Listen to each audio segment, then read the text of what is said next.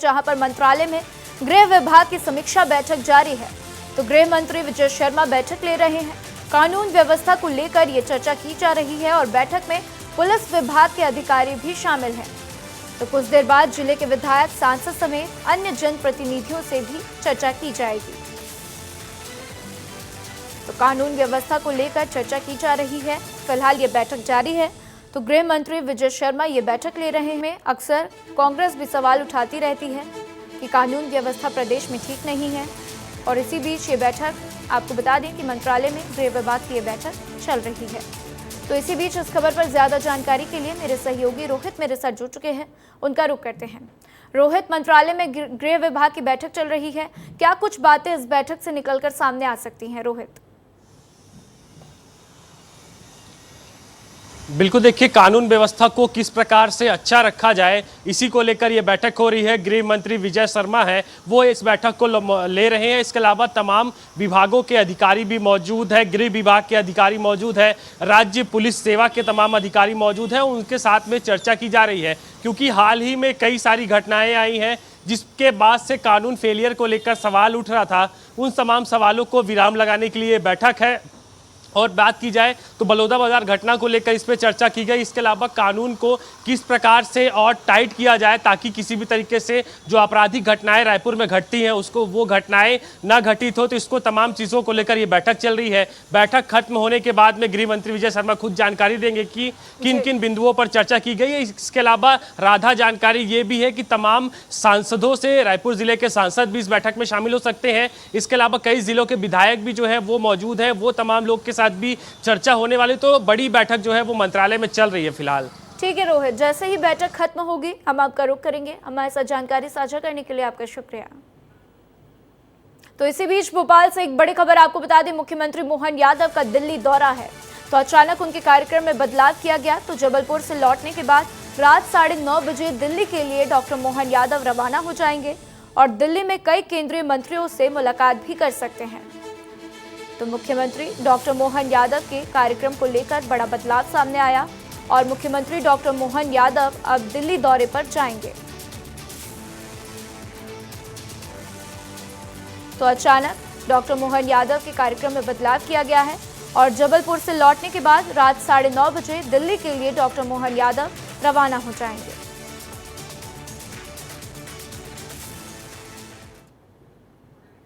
नगरपालिका खैरागढ़ की तोड़ू दस्ता ने बीते दिन अतिक्रमण करने वालों के मकान और दुकान को जेसीबी चलाकर तोड़ना शुरू कर दिया है, जिसके बाद से अस्पताल चौक में अवैध कब्जाधारियों ने जमकर पालिका के साथ बहस कर हंगामा किया और जिसके चलते काफी भीड़ भी वहां पर जमा हो गई। तो हंगामा करने वाले महिला शिवानी परिहार ने आरोप लगाया है कि नगरपालिका ने बिना सूचना दिए मकान को तोड़ दिया है और 2 दिन का मौका मांगने के बाद भी उन्हें मौका जो है नहीं दिया गया। नगरपालिका हो पाएगी, बिल्कुल होगी। अभी आपके माध्यम से पता चल रहा है तो उसको भी जांच करके उनको भी नोटिस जारी करके उनको पर भी कार्रवाई किया जाएगा नियमानुसार।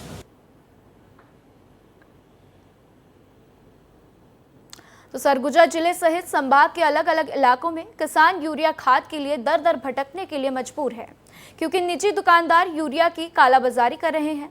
यूरिया के थोक विक्रेता ग्रामीण इलाकों के दुकानदारों को महंगे दाम पर अवैध तरीके से यूरिया भी बेच रहे हैं। तो इसके बाद गांव में फुटकर दुकानदार किसानों को 400 से 500 रुपए प्रति बोरी के रेट पर यूरिया बेचते हुए दिखाई दिए। साथ ही वहीं आपको बता दें कि सही दाम पर यूरिया खरीदने के लिए दर दर भटकते रहे। तो दूसरी तरफ धान की रोपाई तेजी के साथ उसका काम चल रहा है, जिसके लिए यूरिया खाद बेहद जरूरी है।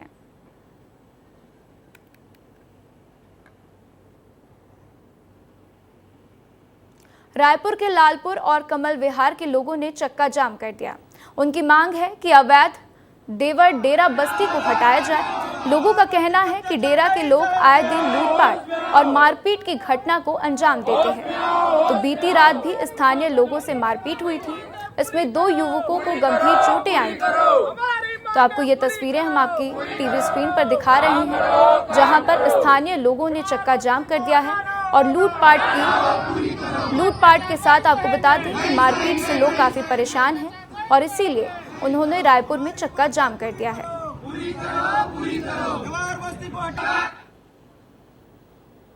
नारायणपुर के आमदई माइंस में रोजगार को लेकर स्थानीय आदिवासी युवाओं का प्रदर्शन उन्होंने किया है।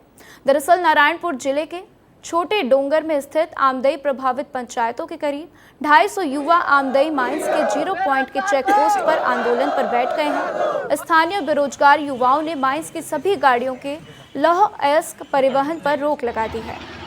तो आमदई माइंस से प्रभावित क्षेत्रों के बेरोजगार युवाओं का कहना है कि निको जायसवाल कंपनी ने आमदई माइंस में माइनिंग काम शुरू होने से पहले हर परिवार से एक सदस्य को रोजगार देने का वादा किया था। तो साथ ही हर साल बेरोजगार युवाओं की कंपनी में भर्ती करने का वादा भी किया गया था, लेकिन 1 साल बीत जाने के बाद भी कंपनी ने बेरोजगार युवाओं को रोजगार मुहैया नहीं करवाया है।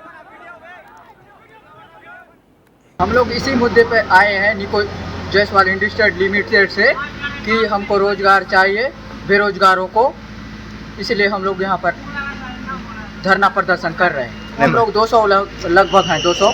हम लोग को रोजगार नहीं मिल रहा तो घर के किसानी और कोई लोग बोर गाड़ी में भी जाते थे। अभी जब अब स्थानीय माल यहाँ से जा रहा है, हम स्थानीय बेरोजगार हैं और हमारी स्थानीय यहाँ से जो माल जा रहा है तो हमको यहाँ रोजगार नहीं मिलेगा तो हम कहाँ जाएंगे। सर एक्चुअली में ये लोग बेरोजगार ही हुए यहाँ की। ऑलरेडी हमारे पास 410 लेबर जो काम कर रहे हैं, उनका भी कहना है कि उनकी तरह ही हमारा भर्ती जो हुई है सेम प्रक्रिया हमारे साथ भी किया जाए। फिलहाल सर हमारे पास ऑलरेडी 410 लेबर भर्ती किया हुआ है, तो अभी फिलहाल भर्ती लेना संभव नहीं है। इसी बीच कांकेर से एक बड़ी खबर आपको बता दें। 6 जुलाई को सिटी सेंटर के सामने हुए हादसे का लाइव वीडियो सामने आया। तो वीडियो में दिख रहा तेज रफ्तार में कार थी। कार चालक की भी पहचान की गई। तो कोतवाली थाना क्षेत्र की ये घटना बताई जा रही है। तो मोहपुर के रहने वाली हे इंदुवट्टी रियल इंस्टाग्राम की फेमस स्टार इन्फ्लुएंसर थी। तो आप ये तस्वीरें देखिए, कांकेर की ये सीधी तस्वीरें आपकी टीवी स्क्रीन पर। 6 जुलाई को एक घटना हुई थी जिसका ये वीडियो सामने आया है और आप इस तस्वीर में देख पा रहे हैं घटना की ये सीसीटीवी फुटेज। हम आपको विस्तार न्यूज़ आपको आपकी टीवी स्क्रीन पर दिखा रहा है। आप देखिए कि कैसे जो है स्कूटी से महिला आती है और उसके पीछे एक कार आती है और कार ने स्कूटी को टक्कर मार दी है। तो फिलहाल जो है कार चालक की पहचान कर ली गई है। कोतवाली थाना क्षेत्र की ये घटना बताई जा रही है और मोहपुर के रहने वाली हे इंदुवटी जो है रियल इंस्टाग्राम की फेमस स्टार है।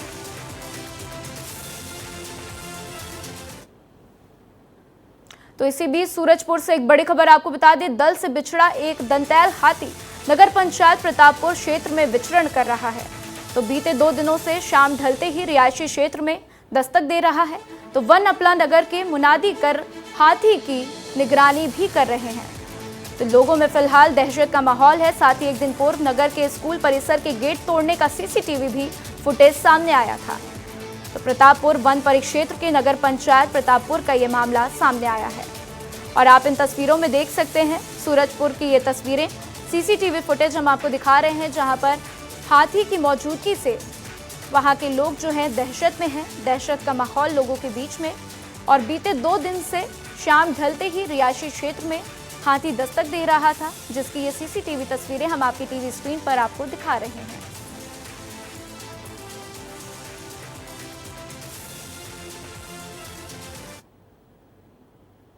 तो सन्ना जशपुर मुख्य मार्ग पर दिन में सड़क पर हाथी आ गया। सोगड़ा गांव के पास एक हाथी सड़क पार करता नजर आया। तो साथ ही सड़क पार कर हाथी जंगल में पहुंच गया और जशपुर की ये तस्वीरें आपको दिखा रहे हैं जहां पर वन विभाग ग्रामीणों को जंगल जाने से मना कर रही है। तो लगातार हाथियों का आतंक बढ़ता जा रहा है, जिसकी तस्वीरें आपकी टीवी स्क्रीन पर।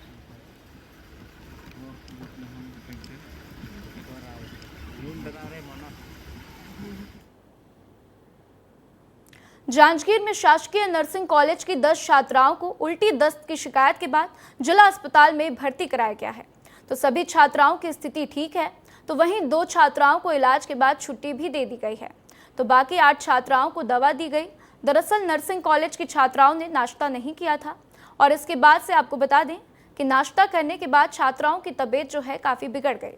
हालांकि केवल 10 छात्राओं की ही तबीयत बिगड़ी है और बाकी छात्रा ठीक हैं।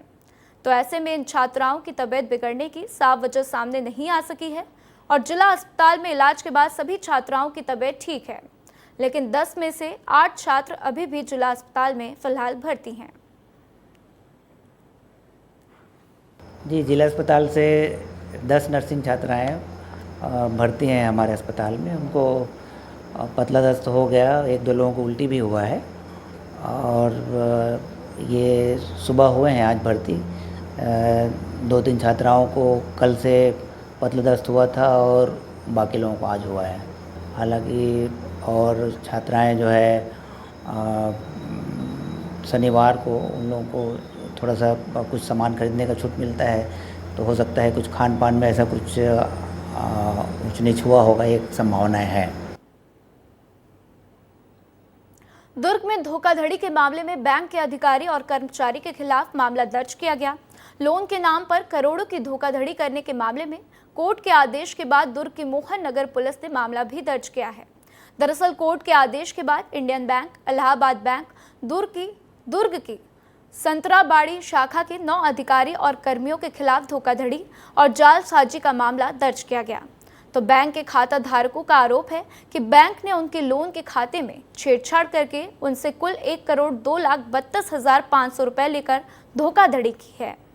तो इस मामले में तीनों प्रार्थियों ने कोर्ट में परिवार दायर किया था और कोर्ट के आदेश पर मोहन नगर पुलिस ने 3 अलग अलग मामले FIR दर्ज कर लिए हैं।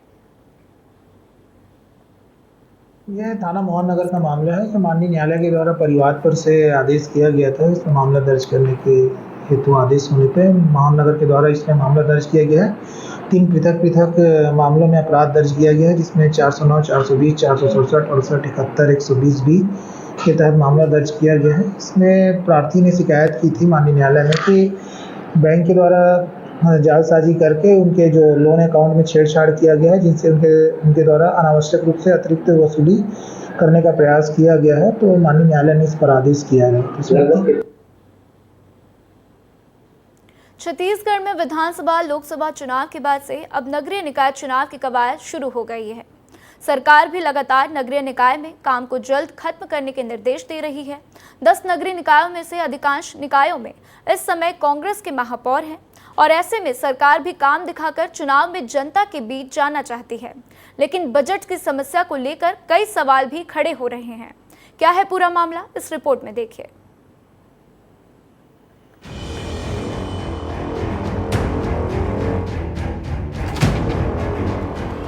नगरीय निकाय चुनाव से पहले प्रदेश भर के नगर निगम में लगातार तेजी से काम किया जा रहा है, जहां एक ओर परिसीमन करवाया जा रहा है ताकि एक जैसे वार्ड बनाए जा सके, वहीं पर विकास कार्यों की गति और भी तेज करने को कहा गया है। अभी 16वें वित्त की बैठक में नगरीय प्रशासन विभाग ने प्रेजेंटेशन के माध्यम से केंद्रीय वित्त आयोग से करोड़ों रुपए की राशि की मांग की है, ताकि छत्तीसगढ़ के शहरों को और संवारा जाए। यहाँ शहरों को संवारने के लिए कुल 2,698 करोड़ रुपए चाहिए।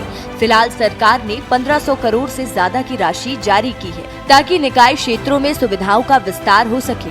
अधिकांश नगरीय निकायों के महापौर कांग्रेस के हैं, तो ऐसे में भाजपा भी ये चाह रही है कि विकास दिखाते हुए नगरीय निकाय में जनता के बीच पहुँचा जाए। शहरों के विकास के लिए सुव्यवस्थित योजना बनाकर काम हो रहा है। लोगों की मूलभूत आवश्यकताओं को ध्यान में रखकर लगातार नगरीय निकायों में काम की गति को आगे बढ़ाने के हर प्रकार के प्रशासनिक तैयारियां की जा रही है और निश्चित रूप से आने वाले समय में हम शहरों के सुव्यवस्थित विकास के लिए प्रतिबद्ध हैं और इस दिशा में तेज गति से काम कर रहे हैं। वहीं कांग्रेस का आरोप है कि पूर्व सरकार के जितने भी विकास कार्य से नगरीय निकाय क्षेत्रों के विकास हुए हैं, उनको भाजपा ने बंद कर दिए हैं। कांग्रेस इन सभी मुद्दों को उठाकर नगरीय निकाय चुनाव में जनता के बीच जाने की तैयारी में है। जिस तरह से हर विषय में ये सरकार फेलवर है, नगरीय निकाय क्षेत्रों में भी पूरी व्यवस्था देने में पूरी तरह से सरकार फेलवर रही है। अभी वहाँ पर भी कोई विकास के कार्य नहीं हो रहे। जितने विकास के कार्य हमारी पिछली कांग्रेस की सरकार में स्वीकृत थे, लगभग सभी नगरीय निकायों के सारे विकास कार्यों को इन लोगों ने निरस्त कर दिया। ऐसे में शहर में सीवेज डेवलपमेंट और कई तरह के कामों को लेकर क्या कुछ कहा है कमिश्नर ने, सुन लीजिए। अभी वित्त विभाग का जो मीटिंग हुआ है इसमें पूरा अर्बन बॉडीज़ वाले सब लोग आए थे, यूएडी वाले, और उसमें सभी नगर निगम और नगर पालिका के कोई रिप्रेजेंटेटिव भी रहे थे और प्लस अधिकारी लोग भी रहे हैं। और इसमें जैसे कि हम लोगों का जो सुझाव यहाँ पे रायपुर की तरफ से रहा है वो एक था कि 15 वित्त में जो हमारे यहाँ पे अभी अनटाइड और टाइड वाला रहता है, अनटाइड का मात्रा थोड़ा बढ़ाया जाए, स्पेशली थोड़ा निगम को भी डिस्क्रिप्शन रहे, अपने हिसाब से काम कर पाएँ।